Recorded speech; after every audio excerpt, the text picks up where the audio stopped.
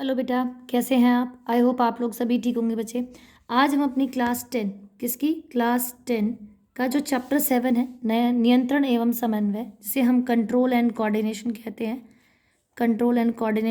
हैं, उसकी शुरुआत करने वाले हैं। ठीक है, इस चैप्टर का वेट हम बहुत दिन से कर रहे थे कि इसके हम नोट्स भेज दें, इसके हम वीडियोस बना दें। तो फाइनली मैं इसकी वीडियोस आप आज अपलोड करने वाली हूँ। और अगर अभी तक आपने मेरे चैनल को सब्सक्राइब नहीं किया है बेटा, तो आप नीचे दिए हुए लिंक पर क्लिक करके भी मेरे चैनल को सब्सक्राइब कर सकते हैं। एज वेल एज मेरे चैनल को आप बाय नेम भी सर्च करके इसको क्या कर सकते हैं, सब्सक्राइब कर सकते हैं। मेरे चैनल का नाम है बियॉन्ड इमेजिन पॉइंट। क्या नाम है बच्चे? Beyond imagine point. तो अभी तक अगर आपने मेरे चैनल को सब्सक्राइब नहीं किया है, तो आप नीचे दिए हुए लिंक पर क्लिक करके एज वेल एज नाम से भी मेरे चैनल को आप सब्सक्राइब कर सकते हैं। एज वेल एज अगर आपको वीडियोस पसंद आ रही हैं, तो आप मेरे वीडियोस को लाइक भी कर सकते हैं और शेयर भी कर सकते हैं। चलिए, तो हम बात करने वाले हैं बेटा नियंत्रण एवं समन्वय, दैट इज चैप्टर 7 की बात कर रहे हैं। हम सबसे पहले बात कर रहे हैं बेटा अनुक्रिया क्या होती है। देखो, सभी सजीव, किनकी बात हो रही है? सजीवों की। सभी सजीव अपने पर्यावरण में हो रहे परिवर्तनों के अनुरूप अनुक्रिया करते हैं। क्या करते हैं बेटा? अनुक्रिया करते हैं, मतलब वो रिएक्ट करते हैं। कोई भी चीज़ होती है, हम उसके प्रति हम क्या कर रहे हैं बेटा? रिएक्ट कर रहे हैं, तो उसको हम कहते हैं अनुक्रिया। जिस चीज़ के प्रति हम रिएक्ट कर रहे हैं, अनुक्रिया कर रहे हैं, उसे हम उद्दीपन कहते हैं। क्या कहते हैं बेटा? उसे हम उद्दीपन कहते हैं। ठीक है, वातावरण में हो रहे ये परिवर्तन जिनके अनुरूप सजीव अनुक्रिया करते हैं, उसे उद्दीपन कहते हैं। क्या कहते हैं बेटा? उद्दीपन कहते हैं। जैसे अगर मुझे तवा गरम है, अगर हमारे पास एक तवा है और वो गरम है, और उस गरम तवे पे अगर आप हाथ लगा देते हैं, तो क्या होता है? हम हाथ को पीछे हटा लेते हैं। क्यों? क्योंकि वो जो गरम लगा, वो हमारे लिए क्या है? उद्दीपन है। वो जो गरम लगा वो हमारे लिए उद्दीपन है, और जो हमने हाथ पीछे हटाया वो हमारी क्या थी? अनुक्रिया थी। ध्यान देना, जो गरम तवा हमें लगा वो गरम हमारे लिए क्या था? उद्दीपन है। और जब हमने हाथ को पीछे हटाया तो उसे वो हमारी अनुक्रिया थी। क्या थी बेटा? अनुक्रिया थी। तो इस प्रकार से सजीव जिसके प्रति क्या करते हैं? अनुक्रिया करते हैं, उसे उद्दीपन कहते हैं। और जो परिवर्तन होता है उसे हम क्या कहते हैं? अनुक्रिया कहते हैं। ठीक है, जैसे प्रकाश, जब बहुत तेज़ लाइट आती है तो हमारी आंखें छोटी हो जाती हैं और अंधेरे में हमारी आंखें बड़ी हो जाती हैं। तो प्रकाश हमारे लिए एक उद्दीपन है। ऊष्मा, जैसे हमने अभी गर्म के लिए क्या दिया? एग्जाम्पल दिया कि जब आपको चीज़ें गर्म लगती है तो आप हाथ पीछे हटा लेते हैं, और अगर नहीं लगती है तो आप उसे पकड़ लेते हैं। ठंडा, बिल्कुल बहुत ज़्यादा ठंडा, अगर आप ठंड में और ठंडी बर्फ़ पर अगर आप हाथ लगाते हैं, तो हम क्या करते हैं? अपने हाथ को पीछे हटा लेते हैं। तो ये ठंडा भी हमारे लिए उद्दीपन है। ध्वनि, बिल्कुल बहुत तेज़ साउंड आती है तो आप इरिटेट हो जाते हैं, कम आती है तो आप ध्यान से सुनते हैं, तो ध्वनि भी हमारे लिए क्या है? उद्दीपन है। सुगंध और स्पर्श, ये सभी के सभी हमारे लिए क्या है? उद्दीपक है। ठीक है, तो ये सभी प्रकाश, ऊष्मा, ठंडा, ध्वनि, सुगंध, स्पर्श, ये सभी हमारे लिए क्या है बेटा? उद्दीपक है। अब हम बात कर रहे हैं कि उद्दीपक के प्रति उचित प्रतिक्रिया उत्पन्न करने वाले किसी जीव के विभिन्न अंगों का परस्पर जो सुसंगठित पद्धति होती है, उसे उसमें क्या होता है बेटा? उसे क्रियान्वयन समन्वय कहते हैं। समन्वय का मतलब क्या होता है? कि सारे के सारे अंग, समन्वय का मतलब साथ साथ काम करना। सारे के सारे अंग जब साथ साथ काम करते हैं, इन सभी के साथ साथ, मतलब आप देख भी रहे हैं, आप सुन भी रहे हैं, आप सूंघ भी रहे हैं चीज़ों को, आप ध्वनि भी सुन रहे हैं, या आप स्पर्श भी कर रहे हैं। इन सारे चीज़ों का, इन सारे अंगों का, हमारे शरीर के सारे अंगों का क्या एक क्रियान्वत प्रगति पद्धति के अनुसार, एक क्रियान्वत पद्धति के अनुसार काम करना, उसे हम समन्वय कहते हैं। अब जो समन्वय बनाने के लिए दो चीज़ें होती हैं, दो प्रकार की गतिविधियां होती हैं जिनका होना बहुत ज़रूरी है। पहला तो है, ये किसके द्वारा रेगुलेट होते हैं बेटा? ये रसायन द्वारा। किसके द्वारा? रसायन द्वारा। दैट इज जो हमारे हॉर्मोन्स हैं, वो हमारे समन्वय को क्या करते हैं बेटा? उसकी गतिविधियों पे कंट्रोल करते हैं। और दूसरा होता है तंत्रिका तंत्र के द्वारा, मतलब हमारे नर्वस सिस्टम के द्वारा। ठीक है, तो रसायन द्वारा और तंत्रिका तंत्र के द्वारा, ये दो ऐसी चीज़ें जो हमारी मूवमेंट्स को, जो हमारी जो अनुक्रियाएं हैं, उनको क्या करती हैं? रेगुलेट करती हैं। ठीक है, अगर हम बात करें किसकी? रसायन द्वारा, तो जो रसायन है वो पादपों में भी होता है और वो जंतुओं में भी होता है। तो पादप हार्मोन में पादपों को जो अनुक्रिया उसको उसको रेगुलेट कराने के लिए पादप हार्मोन होते हैं। जंतुओं में जंतुओं की अनुक्रिया को रेगुलेट कराने के लिए क्या होते हैं? जंतु हार्मोन होते हैं। ठीक है, दूसरा, जंतुओं के पास एक स्पेशलाइज चीज़ होती है जिसे हम कहते हैं तंत्रिका तंत्र। उसके द्वारा भी हमारा जो जो सारा का सारा सिस्टम है बेटा, जो हमारी अनुक्रियाएं हैं वो कंट्रोल होती हैं, ठीक है। इसीलिए हमने कहा कंट्रोल एंड कोऑर्डिनेशन, कि कंट्रोल करता है और कोऑर्डिनेट करता है, एक दूसरे के साथ मिलकर काम करते हैं, इसलिए इस चैप्टर का नाम भी क्या है, कंट्रोल एंड कोऑर्डिनेशन। अब हम नेक्स्ट बात कर रहे हैं बेटा, सबसे पहले हम बात करेंगे पादपों में समन्वय और नियंत्रण किस प्रकार से होता है। पादपों में समन्वय एवं नियंत्रण रासायनिक पदार्थों द्वारा निर्धारित होता है, जिन्हें हम पादप hormone that is phyto hormone कहते हैं। जो पादप होते हैं उनमें समन्वय और नियंत्रण रासायनिक पदार्थों के द्वारा होता है, जिन्हें हम क्या कहते हैं बेटा, पादप हार्मोन कहते हैं, दैट इज फाइटो हार्मोन कहते हैं। पौधे के अंदर 5 प्रकार के फाइटो हार्मोन्स की हम बात करेंगे। पहला है ऑक्सीन, दूसरा है जिबरलिन, तीसरा है साइटोकाइनिन, चौथा है एब्सिसिक एसिड और पांचवा है एथिलीन, ठीक है। तो ये 5 प्रकार के पादप हार्मोन की हमें बात करनी है। सबसे पहले हम बात करेंगे बेटा ऑक्सीन की। ऑक्सीन कहाँ होता है बेटा, जो पौधे का तना होता है उसकी बिल्कुल टिप पर होता है, या जो पौधे की रूट्स होती हैं, जो जड़ें होती हैं, उनकी टिप पर भी ये होता है। आपको ध्यान रखना है कहाँ पर होता है, पौधे के तने की टिप पर या पौधे की रूट्स की टिप पर भी होता है, क्योंकि ये पौधे की लंबाई को बढ़ाता है। तो पौधे की लंबाई तने से भी बढ़ती है और पौधे की लंबाई किससे, जड़ों से भी बढ़ती है, तो ये उनके टॉप पर ये उपस्थित होता है। यह शाखाओं के अग्रभाग पर बनता है, जो अग्रभाग मतलब आगे वाले हिस्से पर बनता है, कोशिकाओं की लंबाई में वृद्धि करता है। ये कार्य है ऑक्सीन के, क्या का कार्य है, जिससे दीर्घाकरण होता है, दैट इज कोशिकाएं लंबी होती हैं। कोशिका विभाजन में भी ये सहायता करता है, क्योंकि कोशिका विभाजित होकर ही लंबी बनेगी, ठीक है। प्रकाशनुवर्तन में सहायता, आगे हम बात करेंगे प्रकाशनुवर्तन जलानुवर्तन क्या होते हैं। तो ये प्रकाशनुवर्तन में ही सहायक होता है। पत्तियों एवं कच्चे फलों को गिरने से रोकता है, क्योंकि पकड़ बनाए रखता है तो उनको गिरने से रोकता है। नेक्स्ट, पौधों की गतियों पर नियंत्रण रखता है। क्या करता है, पौधे की जो गतियाँ होती हैं उन पर ये नियंत्रण रखता है। पौधों में प्रोटीन संश्लेषण, जीव द्रव्य पारगम्यता तथा बीजों के अंकुरण में भी ये सहायता करता है। और लास्ट काम है, बीज रहित फलों के उत्पादन में ये सहायता करता है। किसमें, ये सबसे इंपॉर्टेंट है बेटा, कि बीज एक तो पौधे की लंबाई बढ़ाता है, कच्चे फलों को गिरने से बचाता है, ठीक है। पौधों की गतियों में नियंत्रण रखता है, प्रोटीन संश्लेषण करता है, जीव द्रव्य का और बीजों के अंकुरण में सहायता करता है, और नेक्स्ट लास्ट बीज रहित फलों के उत्पादन में ये सहायता करता है। अब दूसरी हम बात कर रहे हैं किसकी बेटा, जिबरलिन की बात करेंगे। ये एक रसायन होता है जो पौधे की मोटाई और पत्ती के फलक की मोटाई, पत्ती की फलक क्या होती है बेटा, जैसे ये पत्ती है, इसकी जो बीच की जो नर्व होती है, इसे हम ये इसकी फलक होती है, ये इसकी नर्व्स होती हैं। तो ये पौधे की पलक नहीं कहेंगे, फलक को बढ़ाने की मोटाई, किसकी, पौधे की मोटाई, दैट इज उसके तने की मोटाई, के तना कितना, पौधे का कितना मोटा तना होगा, ये जिबरलिन बताता है। और दूसरा जो पत्ती की फलक है उसको बढ़ाने में ये हेल्प करता है। नेक्स्ट तीसरा इसका कार्य है बेटा, पुष्प वृंत को लंबा करता है, जो पुष्प का वृंत वाला हिस्सा है उसको भी ये लंबा करता है। चौथा, किण्वन प्रक्रिया को तेज करने में, किण्वन प्रक्रिया जो हमने अभी देखी थी ईस्ट में होती है, उसको तेज करने में हेल्प करता है। और लास्ट काम है, बीजों के अंकुरण की प्रक्रिया को तेज करता है, ठीक है। अब नेक्स्ट हम बात करने किसकी, साइटोकाइनिन की।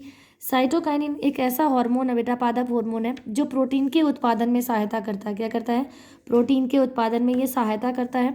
कोशिका विभाजन की गति को तीव्र करता है, मतलब तेज गति से वो विभाजित होते हैं। कोशिकाओं की लंबाई में वृद्धि करता है। और इम्पॉर्टेंट बात है, फल व बीज में अधिक मात्रा में पाया जाता है। जो साइटोकाइनिन है वो फल और बीजों में ज़्यादा अधिक मात्रा में पाया जाता है। जो वन ऑफ वेरी इंपॉर्टेंट, रंध्र को खुले रहने के लिए प्रोत्साहित करता है। मूल दैट इज जड़ों की वृद्धि को रोकता है। अब देखो, ऐसे तो ऑक्सीजन बनता रहेगा और जो जड़ें और लंबी होती रहेंगी, लेकिन पौधे की एक लंबाई होती है, उस लंबाई के बाद उसको रोकना भी होता है। तो दूसरा इंपॉर्टेंट काम क्या होता है, ये उसकी वृद्धि को रोकता है, जड़ों की वृद्धि को रोकता है, पत्तियों की वृद्धि को रोकता है, क्योंकि पत्तियां लंबी होती चली जाएंगी तो उनकी वृद्धि को भी रोकता है। जब ऑक्सीन और साइटोकाइनिन की मात्रा समान होती है तो कोशिका विभाजन होता है, ठीक है, और तो कोशिका विभेदन नहीं होता है। कोशिका विभाजित प्रॉपर होती है, वो ज़्यादा लंबाई में नहीं बढ़ती, क्योंकि ऑक्सीजन का लेवल बढ़ा तो बहुत लंबी हो जाएगा पौधा, इसलिए साइटोकाइनिन उसको हेल्प करता है। ऑक्सीजन ने जितनी लंबाई बढ़ानी है उसके बाद एक टाइम के बाद वो रोकनी भी होती है, तो उसको ये वृद्धि को रोक देता है। साइटोकाइनिन की मात्रा अगर अधिक हो जाती है तो तने पर कलिकाएं विकसित हो जाती है, छोटी छोटी कलियां आ जाती हैं। यदि ऑक्सीजन की मात्रा अपेक्षाकृत अधिक होती है तो जड़ें विकसित होती हैं। जैसे आपने देखा होगा, जो पीपल का पेड़ होता है, बरगद का पेड़ होता है, उस पर उसके तने से लंबी लंबी क्या लटकी होती हैं, जड़ें लटकी होती हैं। तो वो किसकी, ऑक्सीजन की अधिक मात्रा की वजह से ही होती हैं। ठीक है, अब नेक्स्ट जो हम बात करने वाले हैं वो है एबसीसी कमल। क्या है बेटा, एबसीसी कमल। तो जो एबसीसी कमल है बेटा, इसे वृद्धि रोधक हार्मोन कहते हैं। ये बात आपको नोट कर लेनी है कि इसे हम क्या कहते हैं, वृद्धि रोधक हार्मोन भी कहते हैं, क्योंकि पौधों की वृद्धि की गति को कम कर देता है। दूसरा इंपॉर्टेंट है बेटा, पतझड़ की प्रक्रिया को बढ़ाता है, क्योंकि हमें पता है कि पौधों के ऊपर जो चीज़ पत्तियां आती हैं वो एक टाइम के बाद झड़ जाती हैं। उनको झड़ने के लिए, उनके झड़ने को कौन देखता है बेटा, वो एब्सिसिक एसिड देखता है। पत्तियों के खुलने व बंद होने की प्रक्रिया, जो फूलों के खुलने व बंद होने की प्रक्रिया है, इसको भी ये नियंत्रित करता है। ठीक है, अब नेक्स्ट हम बात कर रहे हैं किसकी बेटा, नेक्स्ट इसका कार्य होता है रंध्र के बंद होने के। देखो हमने साइटोकाइनिन देखा था जो रंध्र को खुलने में हेल्प कर रहा था, और एब्सिसिक एसिड रंध्र के बंद होने में उसको हेल्प करता है। ये वृद्धि उत्पादक जो उद्दीपक हार्मोन्स होता है उनको नियंत्रित करता है, और पौधे में वृद्धि, विभेदन, उपाचय क्रियाओं के प्रति समन्वय बिठाता है। ठीक है, दूसरी इंपॉर्टेंट बात, इसे तनाव हार्मोन और वृद्धि संबंधन भी कहते हैं। तनाव हार्मोन और वृद्धि संबंधन या पत्तियों का मुरझाना, ये तीनों की तीनों चीज़ें एब्सिसिक एसिड से होती हैं। पत्तियां मुरझा जाती हैं, झड़ जाती हैं, तो इन सब चीज़ों को कौन देखता है बेटा, एब्सिसिक एसिड देखता है। और लास्ट हमारा पादप हार्मोन है, दैट इज एथिलीन। एथिलीन फलों के पकने को बढ़ावा देता है। कच्चे फल को टूटने से बचाने के लिए तो हमारे पास कौन था बेटा, ऑक्सीजन था, लेकिन जब फल पक जाते हैं, उन फलों को पकाने में हेल्प कौन कर रहा है, एथिलीन करता है। पत्तों के झड़ने को बढ़ावा भी एथिलीन देता है। दूसरी इंपॉर्टेंट बात, यह पार्श्वीय जड़ों तथा जड़ रोमों के बनने में हेल्प करता है। जो लेटरल रूट्स होती है हमारी, और जो रूट हेयर्स होते हैं, जो पौधे के लिए बहुत इंपॉर्टेंट है, ताकि वो ज़मीन से, अर्थ के अंदर से सारे के सारे न्यूट्रिएंट्स को एब्जॉर्ब कर लें, तो उसके लिए एथिलीन क्या होता है, बहुत ज़्यादा सहायक होता है। अब हम बात करते हैं पादपों में गति कैसे होती है। देखो बेटा, जो पादपों में गति होती है वो दो प्रकार से होती है। एक तो होता है दिशात्मक गति, एक होती है दिशा प्रधान गति। नहीं मतलब, एक तो जिस तरीके से, एक तो होती है अनुवर्तन गति और दूसरी होती है अनुकुंचन। जो अनुवर्तन होती है उसे हम ट्रॉपिक मूवमेंट कहते हैं, और ये जिस दिशा से उद्दीपक मिलता है उसी दिशा में होती है। दूसरा है अनुकुंचन जिसे हम नेस्टिक मूवमेंट कहते हैं। ये उस दिशा में नहीं होती जिस दिशा से उद्दीपक आ रहा होता है, उसके विपरीत जाकर होती है। आपको दोनों में अंतर पता होना चाहिए। अनुवर्तन गति क्या होती है बेटा, जिस दिशा से उद्दीपक आ रहा है, मान लो प्रकाश यहाँ से आ रहा है, तो जो पौधा है वो इसी दिशा में गति कर रहा है। अगर प्रकाश इधर से आ रहा है तो ये इसी दिशा में गति कर रही, ये होता है अनुवर्तन। क्या होता है, अनुवर्तन। और नेस्टिक मूवमेंट दैट इज अनुकुंचन क्या होता है, अगर प्रकाश इस दिशा से आ रहा है तो ये इसके विपरीत क्या कर रही है, यहाँ से प्रकाश आ रहा है, ये इसके विपरीत जाकर गति करती हैं, तो इन्हें हम कहते हैं नेस्टिक मूवमेंट, अनुकुंचन मूवमेंट। ठीक है, पहले हम बात कर रहे हैं किसकी, अनुवर्तन गति की। बेटा, जो अनुवर्तन गति है वो क्या होती है, किसी बाहरी उद्दीपक के प्रति अनुक्रिया में पौधों के किसी भाग की गति जिसमें उद्दीपक की दिशा अनुक्रिया। देखो ये ध्यान रखना है कि किसी बाहरी उद्दीपक, बाहर से कोई उद्दीपक पौधे को मिलेगा और पौधे का कोई भाग उस उद्दीपन की दिशा में ही क्या करता है, अनुक्रिया की दिशा को निर्धारित करता है, उसे हम कहते हैं अनुवर्तन गति। क्या कहते हैं, अनुवर्तन गति। पौधे में चार प्रकार से अनुवर्तन होता है। पहला है प्रकाशनुवर्तन। प्रकाशनुवर्तन मतलब प्रकाश की दिशा में अनुवर्तन। प्रकाशनुवर्तन का मतलब होता है जब पौधा प्रकाश की तरफ गति करता है, उसे प्रकाशनुवर्तन कहते हैं। यहाँ पर आपको प्रकाशनुवर्तन में याद रखना है, उद्दीपक कौन होता है बेटा, प्रकाश। प्रकाशनुवर्तन में उद्दीपक कौन है, प्रकाश है। देखो ये भी दो प्रकार से होता है, एक धनात्मक प्रकाशनुवर्तन, एक होता है ऋणात्मक प्रकाशनुवर्तन। जो धनात्मक प्रकाशनुवर्तन होता है बेटा, वो तना करता है, क्योंकि तने को जिस दिशा से प्रकाश आ रहा है ये उसी दिशा में अपनी लंबाई को बढ़ाता है, तो इसे हम कहते हैं प्रकाशनुवर्तन। कौन सा, धनात्मक। ठीक है, और जो ऋणात्मक होता है वो अपोजिट दिशा में होता है। तो जैसे जड़ें हैं, प्रकाश कहाँ से, ऊपर से आ रहा है, लेकिन जड़ें धरती के नीचे गति कर रही हैं, तो इसे हम क्या कहते हैं, ऋणात्मक प्रकाशनुवर्तन। दूसरा होता है गुरुत्वानुवर्तन। गुरुत्वानुवर्तन क्या होता है, गुरुत्व का मतलब होता है धरती। ठीक है, गुरुत्व का मतलब धरती, दैट इज जियोट्रॉपिज्म इसे इंग्लिश में कहते हैं। जब गुरुत्व के प्रति पौधों की अनुक्रिया गुरुत्वानुवर्तन कहती है। गुरुत्व के प्रति पौधों की अनुक्रिया को हम गुरुत्वानुवर्तन कहते हैं बेटा, ये भी दो प्रकार का होता है, एक धनात्मक या ऋणात्मक। जब हमने प्रकाश देखा था तो ये पॉजिटिव ट्रॉपिज्म थी, मतलब धनात्मक तना में हो रहा था, तने में हो रहा था, और ऋणात्मक जड़ में हो रहा था। यहाँ अपोजिट होता है, धनात्मक जड़ में होता है क्योंकि वह पृथ्वी की ओर क्या करती है, गति करती है, और ऋणात्मक तने में होता है क्योंकि वो पृथ्वी के अगेंस्ट जाकर ऊपर की तरफ गति करती हैं। ठीक है, तो ये गुरुत्वानुवर्तन है जिसमें गुरुत्व के प्रति, दैट इज पृथ्वी की तरफ जो गति होती है उसे हम गुरुत्वानुवर्तन कहते हैं। तीसरा जो सबसे इंपॉर्टेंट है दैट इज रसायनुवर्तन। रसायनुवर्तन का मतलब होता है रसायन की तरफ। ठीक है, रसायन की तरफ गति करना। देखो पौधे में रसायन कहाँ होता है, परागकण के पश्चात, जब परागण की प्रक्रिया होती है उसके पश्चात जो वर्तिकाग्र है वो पराग नली से बीजांड द्वार तक। देखो ये क्या है हमारे पास, ये पराग नली है, ये परागकण क्या होते हैं, जब जैसे ही पौधे के वर्तिकाग्र पर, ये वर्तिकाग्र है, उस पर परागकण गिरते हैं तो ये क्या करते हैं, पराग नली बनाते हैं। क्या बनाते हैं, पराग नली बनाते हैं। और ये पराग नली किसकी तरफ बनती है, ये जो बीजांड द्वार है, मतलब जो मादा केंद्रक है, बीजांड द्वार है, जो ओवरी होती है पौधे की, उसकी तरफ गति करते हैं। क्यों, क्योंकि यहाँ पर रसायन उपस्थित है। ये परागकण इस रसायन से अट्रैक्ट होता है और ये इसकी दिशा में गति करता है, इसीलिए इसे रसायनुवर्तन कहते हैं। और यही चीज़ हमने शब्दों में लिखी है कि परागण के पश्चात वर्तिकाग्र से पराग नलिका बीजांड द्वार की ओर उद्दीपक के रूप में शर्करा अपनी भूमिका निभाते हुए करती है, मतलब उसकी दिशा में गति करती है।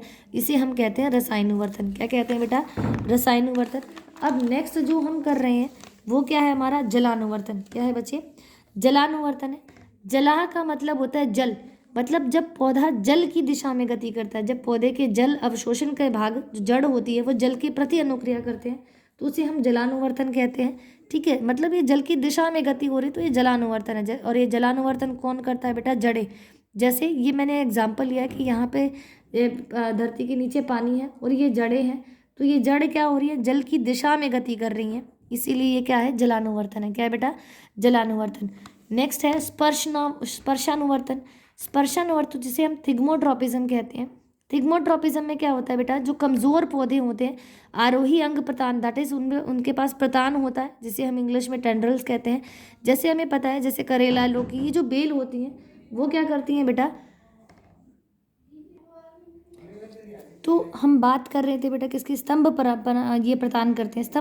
प्रदान का मतलब होता है कि जैसे ये जो प्रदान होता है, दैट इज जो टेंड्रल्स होती हैं वो पौधे को पकड़ लेती हैं, या उनको कोई सपोर्ट चाहिए होता है, सपोर्ट के द्वारा वो ऊपर की तरफ बढ़ जाती हैं। ठीक है, तो आपको ये जैसे करेला है, लौकी, ये सारी चीज़ें क्या होती है, ये स्तंभ प्रदान, दैट इज ऊपर की तरफ बढ़ती हैं, जबकि जो मटर है वो पर्ण प्रदान होती है। आपको ये याद रखना है कि स्पर्श मतलब टच कर, जैसे इनको कोई चीज़ सहारा मिलता है ये ऊपर की तरफ चढ़ने लग जाती है तो उसे स्पर्शानुवर्तन कहते हैं। अब हम बात करते हैं बेटा नेक्स्ट। देखो ये तो सारे क्या थे हमारे पास, अनुवर्तन थे। अब हम अनुकुंचन की बात करते हैं। किसकी बात करते हैं, अनुकुंचन की। अनुकुंचन क्या होता है, इसे नेस्टिक मूवमेंट कहते हैं। किसी बाहरी उद्दीपक के प्रति अनुक्रिया में पौधे के भाग की गति उद्दीपक की दिशा द्वारा निर्धारित नहीं होती, मतलब जिस दिशा से उद्दीपक मिलता है ये उसके अगेंस्ट जाकर क्या करती हैं, गति करती हैं। और ये दो प्रकार से होता है, एक होता है स्पर्शानुकुंचन और दूसरा होता है प्रकाशानुकुंचन। स्पर्शानुकुंचन का मतलब होता है थिग्मोनेस्टी और प्रकाशानुकुंचन का मतलब होता है फोटोनेस्टी। स्पर्शानुकुंचन का मतलब है किसी वस्तु के स्पर्श के प्रति पौधे के अंग की गति। कोई वस्तु से स्पर्श करे, जैसे छुई मुई का पौधा होता है, आप उसको छू देते हैं तो अपनी पत्तियों को फोल्ड कर लेता है। आपने छुआ ऐसे, लेकिन वो आपके हाथ के अगेंस्ट जाकर क्या कर रहा है, अपनी पत्तियों को फोल्ड कर ले रहा है, इसलिए इसे स्पर्शानुकुंचन कहते हैं। दैट इज स्पर्श के प्रति पौधे के अंग की गति करना, लेकिन वो आपके अपोजिट, जिस दिशा में आपने टच किया उससे अपोजिट जाकर वो अपनी पत्तियों को फोल्ड करता है। नेक्स्ट है प्रकाशानुकुंचन। प्रकाशानुकुंचन मतलब जैसे डेंडलियन फ्लावर है, चमेली का पौधा है, जिस दिशा में प्रकाश आता है ये उस दिशा में ना काम, मतलब उस टाइम पे ना काम करके उसके अगेंस्ट जाकर काम करती है। मतलब प्रकाश की अनुक्रिया में फूलों की जो पंखुड़ियाँ होती है वो प्रकाशानुकुंचन गति करती हैं। जैसे दिन के टाइम नहीं खुलती, दिन के टाइम पे तो वो बंद है, प्रकाश आ रहा है लेकिन वो अपनी पत्तियों को बंद करके बैठा है, और जब प्रकाश चला जाता है रात के समय तो वो खुल जाता है, जैसे चमेली का पौधा है उसी प्रकार से। जो छुई मुई का पौधा है इसे मिमोसा पुडिका भी कहते हैं, मिमोसा प्लांट कहते हैं, और ये स्पर्शानुकुंचन को द्वारा वो दर्शाता है। ठीक है, ये उसको दिखाया गया है कि किस प्रकार से वो स्पर्शानुकुंचन करता है बेटा, किस प्रकार से वो कार्य करता है, ये मैंने दिखाने की कोशिश की है। इसकी पत्ती का जो जो गुद्दीनुमा फैलाव, जिसे हम गुद्दीनुमा फैलाव होता है, जिसे हम पल्विनी कहते हैं, जब पत्ती को स्पर्श करते हैं तो इन कोशिकाओं से जल की हानि होती है, मतलब जल कम हो जाता है तथा ये मुलायम होकर लटक जाती हैं। जो ये हम कहते हैं पत्तियाँ फोल्ड होगी, वो एक्चुअल में होता क्या होता है, जो ये जो पल्विनी होती है, इनके अंदर जल भरा होता है। जब आप इन्हें छूते हैं तो इसमें पानी कम हो जाता है, और पानी कम होने से क्या होता है, ये पत्तियाँ लटक जाती हैं। इसलिए हम कहते हैं स्पर्श से पहले वो सीधी थी, अब वो बाद में क्या हो गई, लटक गई, मतलब उसने अपनी पत्तियों को फोल्ड कर लिया।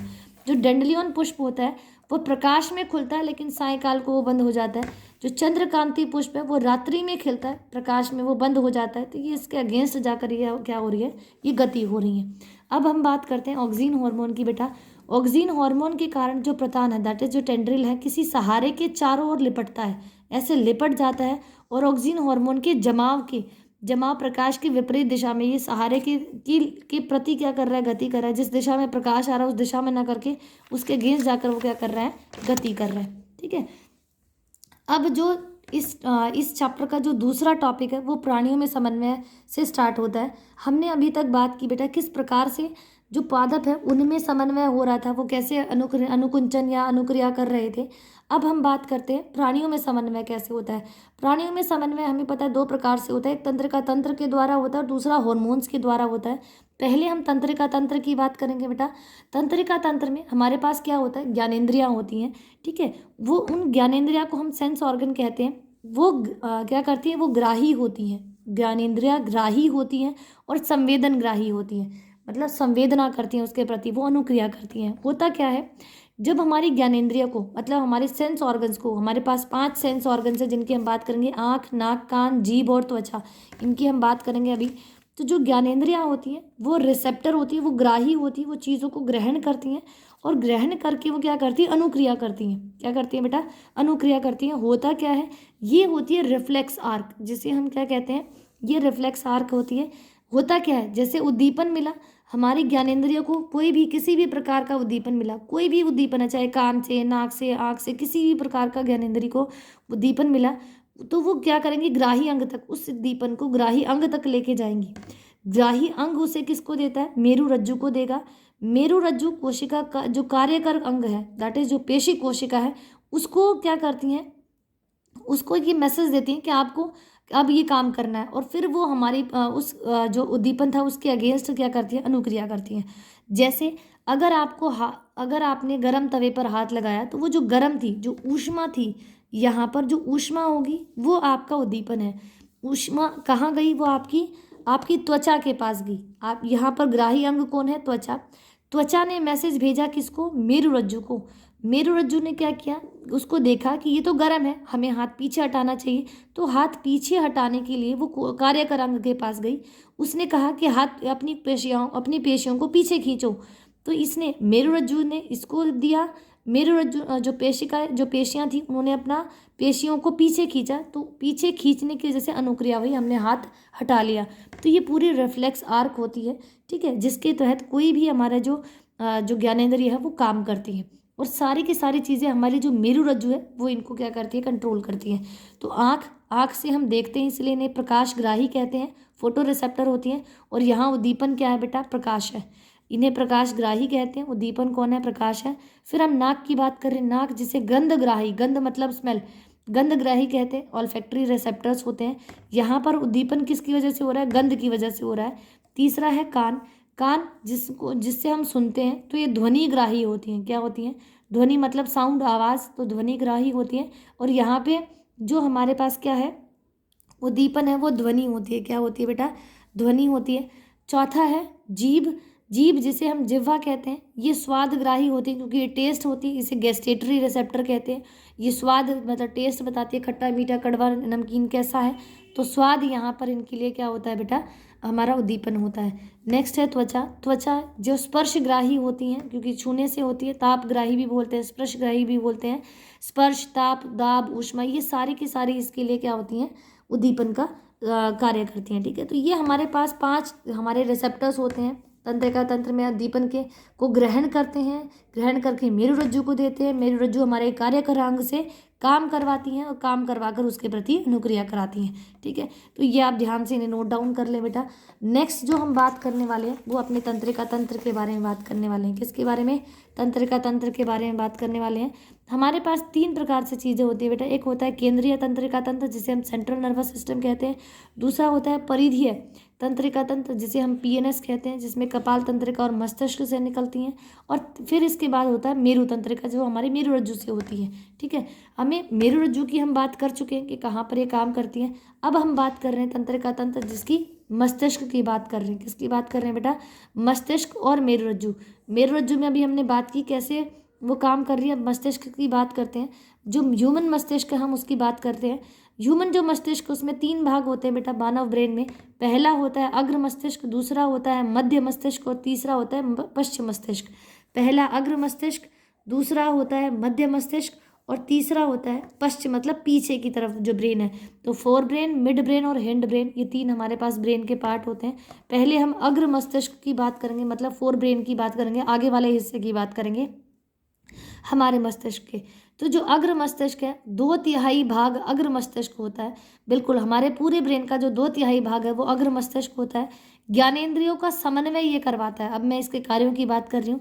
ज्ञानेंद्रियां जो होती हैं उनका समन्वय कराता है। ठीक है, प्रमस्तिष्क मतलब मस्तिष्क का मुख्य भाग, जो मुख्य काम होता है वो सोचने के लिए का होता है। किसका?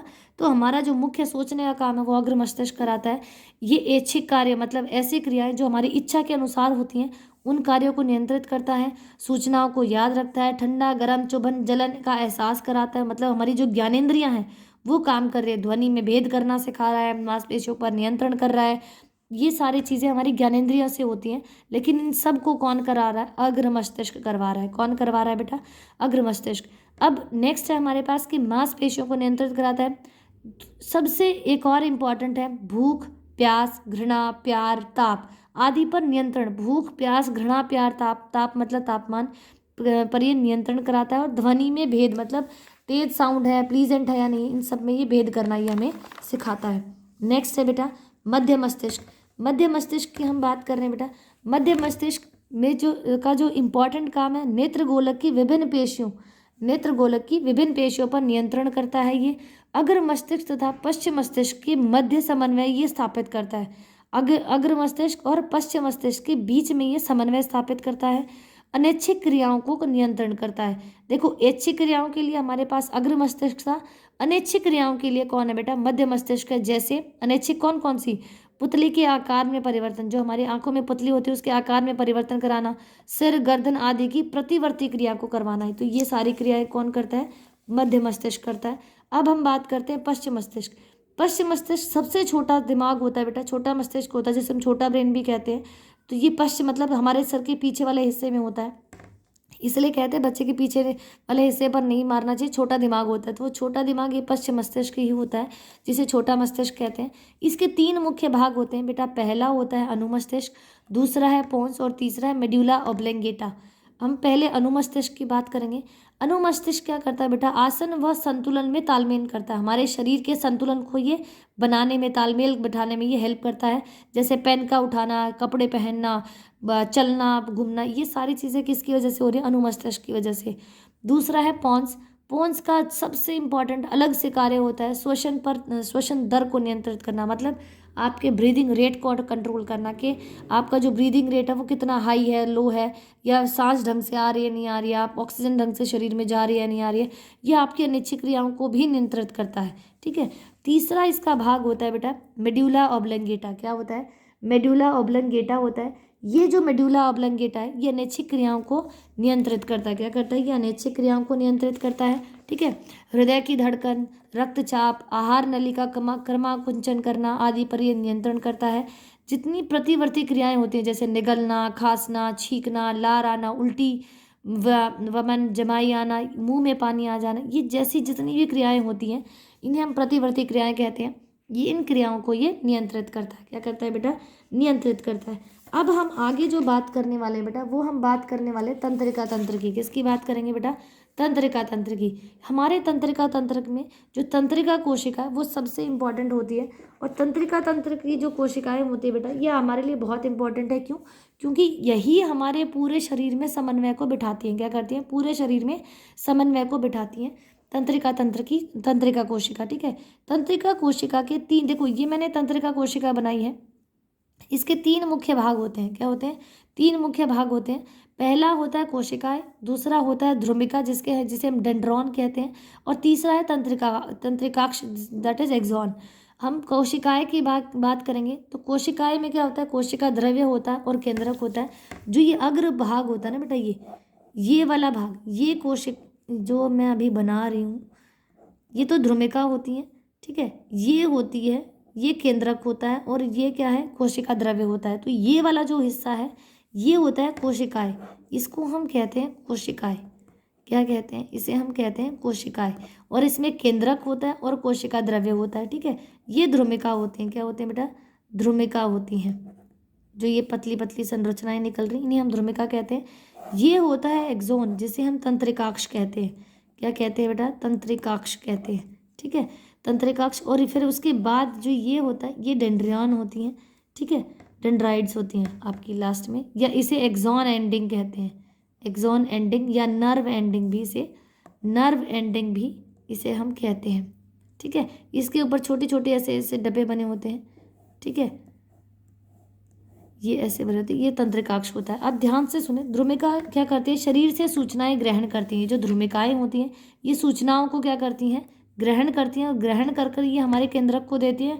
केंद्रक क्या करता है बेटा? आपके तंत्रिकाक्ष को देता है, तंत्रिकाक्ष उसको अगले न्यूरॉन को दे देता है। इस प्रकार से एक तंत्रिका कोशिका ये है और दूसरी ये है, इन दोनों के बीच में एक छोटा सा गैप होता है जिसे हम सिनेप्स कहते हैं। क्या कहते हैं बेटा? सिनेप्स कहते हैं। और ये जो सिनेप्स होता है इसे हिंदी में अंतर्ग्रथन कहते हैं। क्या कहते हैं? अंतर्ग्रथन कहते हैं। तंत्रिकाक्ष क्या करता है? देखो बेटा, पहला हमने भाग की किसकी? कोशिकाएं की। अब हम बात कर रहे हैं एक्सॉन की। जो तंत्रिकाक्ष होता है, एक्सॉन होता है, इसके ऊपर एक माइलिन शीथ बनी होती है। माइलिन का आवरण होता है जो संदेशों को लेकर जाता है, इसे कहते हैं माइलिन शीथ। क्या कहते हैं बेटा? ये माइलिन शीट होती है जो क्या करती है? ये सूचनाओं को क्या करती है? एक से दूसरे पर लेके जाती है और अगले को दे देती है। ठीक है, ठीक है। उसके बाद ये होती है नर्व एंडिंग। नर्व एंडिंग का काम क्या होता है? अगले को ट्रांसपोर्ट करना।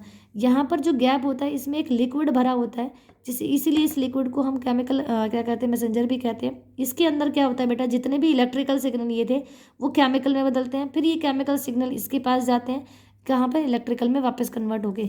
तो जो अंतग्रथन है उसका कार्य क्या होता है?